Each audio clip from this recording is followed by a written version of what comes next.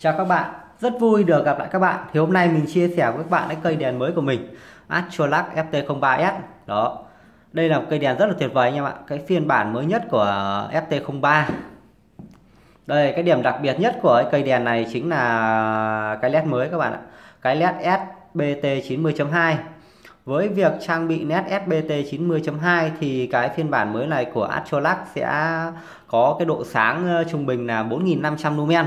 Và cái khoảng cách chiếu xa lên tới là 1.4 km, một con số cực kỳ ấn tượng các bạn. Ở cuối clip đó thì mình cũng có một cái bài test nho nhỏ để cho các bạn thấy cái khoảng cách chiếu khoảng hơn 100 m nó bá đạo như thế nào.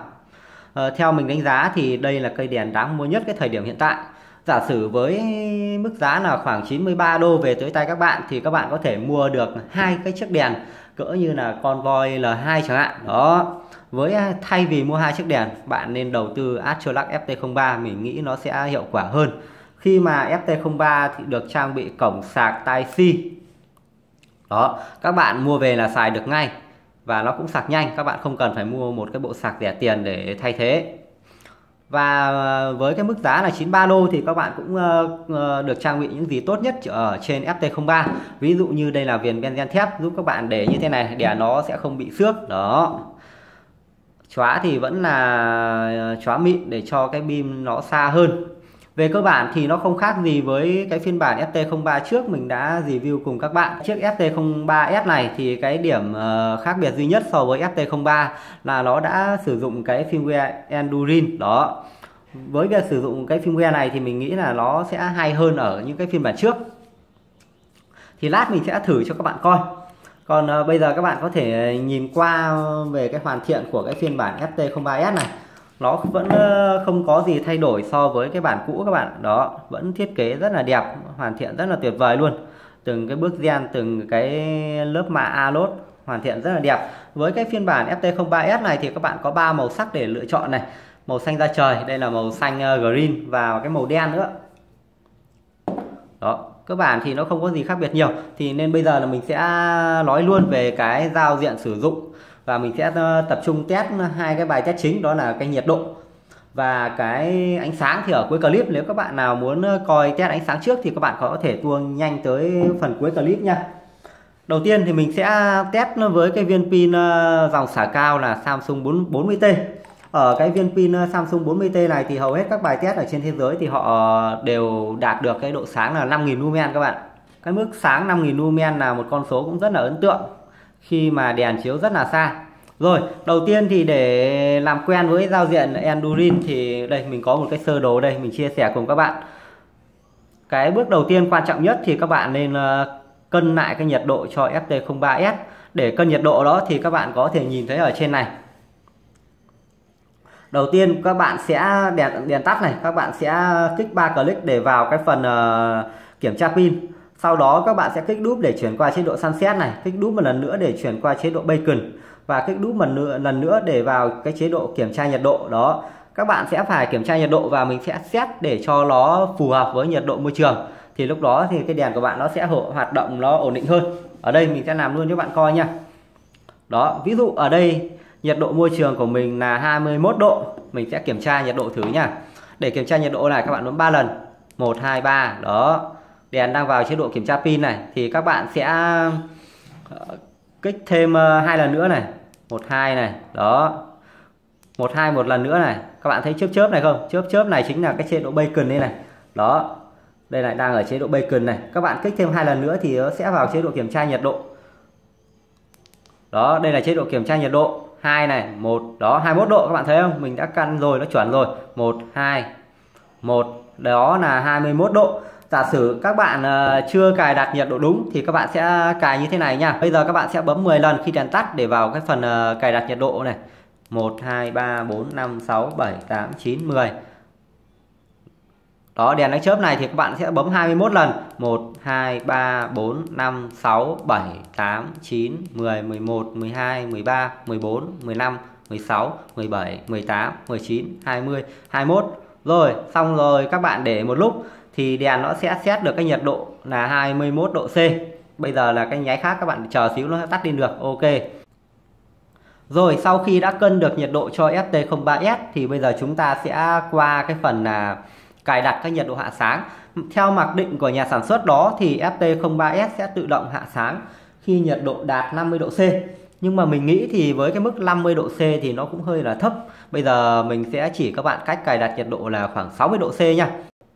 Để cài đặt cái nhiệt độ hạ sáng thì các bạn cũng làm tương tự như là cái việc mình cân lại nhiệt độ cho đèn. Thì các bạn sẽ bấm 10 lần khi đèn tắt này. 1, 2, 3, 4, 5, 6, 7, 8, 9, 10. Đó, đèn sẽ nhấp nháy. Các bạn chờ nháy lần sau nhá. Cái nháy lần sau này. Đó, bây giờ các bạn sẽ bấm 30 lần. 1, 2, 3, 4, 5, 6, 7, 8, 9, 10, 11, 12, 13, 14, 15, 16, 17, 18, 19, 20, 21, 22, 23, 24, 25, 26, 27, 28, 29, 30. Rồi, vậy là được. Cái nhiệt độ mặc định thì người ta để là 30 độ C. Với việc bạn bấm thêm 30 lần thì nó 30 cộng 30 bằng 60 độ C. Vậy là chúng ta đã set xong cái nhiệt độ hạ sáng là 60 độ C. Đó, sau đó các bạn tắt đi. Rồi, bây giờ là mình sẽ tiến hành mình test nhiệt độ của FT03S cho các bạn coi nha. Mình sẽ test với vài loại pin. Rồi, các bạn chờ một chút nha. Nào, bắt đầu. Đó, ở đây là mình đang sử dụng pin Samsung 40T các bạn. Các bạn thấy không? Nhiệt độ đang là 22.3 độ C này, nó đang tăng. Do cái thời tiết nó cũng ủng hộ nên là nhiệt độ nó tăng khá là chậm các bạn. Nó khá là mát mẻ nên 35 độ C rồi này. Đó, như các bạn thấy thì bây giờ đã khoảng 3 phút rồi. Các bạn thấy không? Nhiệt độ bây giờ nó khoảng 49 độ rồi. 50 độ, khá là ổn đúng không các bạn? Các bạn hoàn toàn có thể turbo trong khoảng thời gian cỡ 2 phút. Với cái nhiệt độ của các bạn là khoảng nhiệt độ ngoài trời là khoảng 30 độ C. Do nhiệt độ của mình đang là khoảng 22 độ C nên là nó sẽ cũng mát mẻ hơn một chút. Đó, rất là ấn tượng đúng không các bạn? 60 độ C đèn mới hạ sáng cơ. 60 độ C thì khả năng là bên trong nó sẽ nóng hơn so với việc mình sử dụng đồng hồ đo bên ngoài một chút. Đó, 51 độ C. Có những cái điểm khác thì nó sẽ mát hơn các bạn. Đây là mình đang đo cái điểm này, cái điểm nóng nhất ở trên đèn. Như các bạn thấy thì bây giờ là khoảng 5 phút. Thì các bạn để ý này, cái nhiệt độ môi trường là 22 độ C. Và cái khoảng thời gian 5 phút thì đèn cũng đã gần đạt tới cái mức là 60 độ C rồi các bạn ạ. Sắp tới cái thời điểm nó hạ sáng rồi. Thì theo mình đánh giá thì Astrolac FT03S có một cái thời gian sử dụng khá là ok. Khi các bạn set cái nhiệt độ của nó cao lên một chút, ví dụ như là 60 độ C. Đó, giả sử các bạn set, bây giờ mình sẽ tắt đèn đi, mình sẽ đo thử bên trong nhân nét sau khoảng 5 phút nó nóng như thế nào nha các bạn. Đó.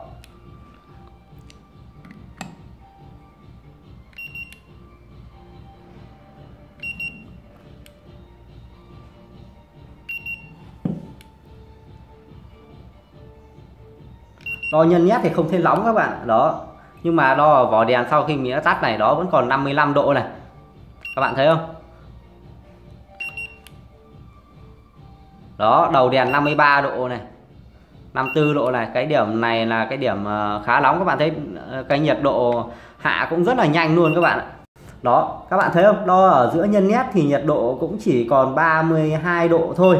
Nhưng mà đo ở trên đèn thì nhiệt độ vẫn là 52 độ.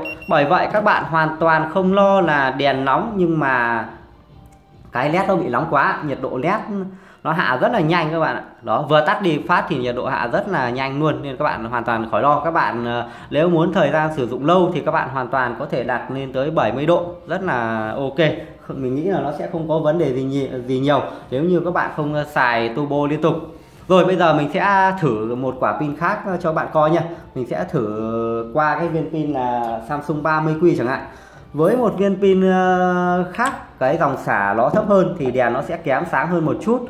Nhưng mà kém sáng hơn thì nó cũng sẽ lại mát hơn. Đó, cái gì nó cũng có cái giá của nó cả đúng không các bạn?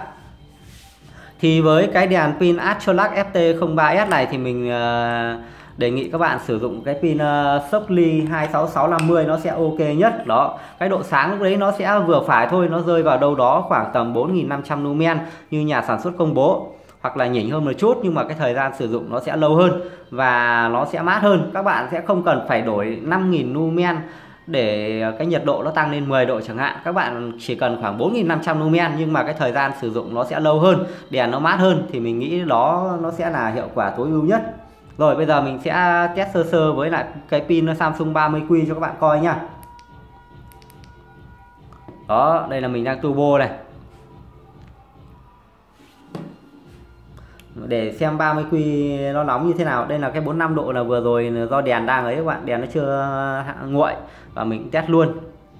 Đó, các bạn để ý ở trên màn hình nhá, xem khi nào ánh sáng nó giảm nhá.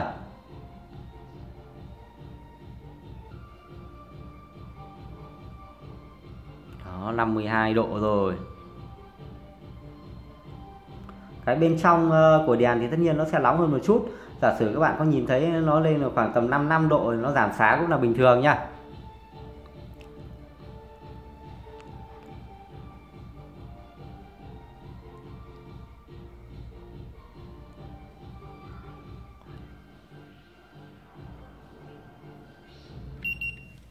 Mình cảm giác nó giảm sáng rồi các bạn. Đúng rồi, nó hơi giảm sáng rồi.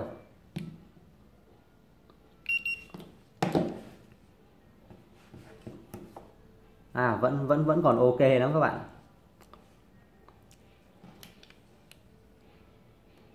Đó, cái phần nóng nhất của đèn thì đang ở khoảng 55 độ C. Nhưng nếu mà các bạn cầm lui tay xuống vị trí này thì vẫn cầm được nha các bạn. Tới đây nó mới nóng này, chỗ này bắt đầu nóng này, cầm ở đây là cũng cảm giác là nó hơi bị bỏng tay luôn các bạn. Đó, 56 độ C.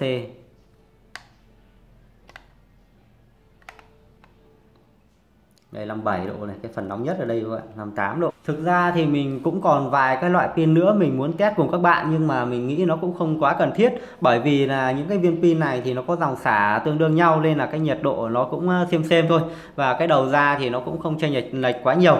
Thì tổng kết lại, mình đánh giá FT03S là một sản phẩm rất là đáng mua nếu như các bạn chưa sở hữu một chiếc đèn pin nào. Còn nếu các bạn đã có FT03A sử dụng cái phiên bản XHP50 chẳng hạn, thì các bạn chỉ cần đi đun nó đi là các bạn đã có một chiếc đèn rất là tuyệt vời. Các bạn cũng không cần phải nâng cấp lên FT03S ở cái thời điểm hiện tại. Link và mã giảm giá của Astrolac FT03S kèm pin thì mình sẽ để ở bên dưới phần mô tả của clip. Hy vọng qua clip này thì các bạn sẽ lựa chọn được một sản phẩm nó phù hợp với nhu cầu sử dụng của mình. Cảm ơn các bạn. Hẹn gặp lại các bạn ở trong các cái clip tiếp theo.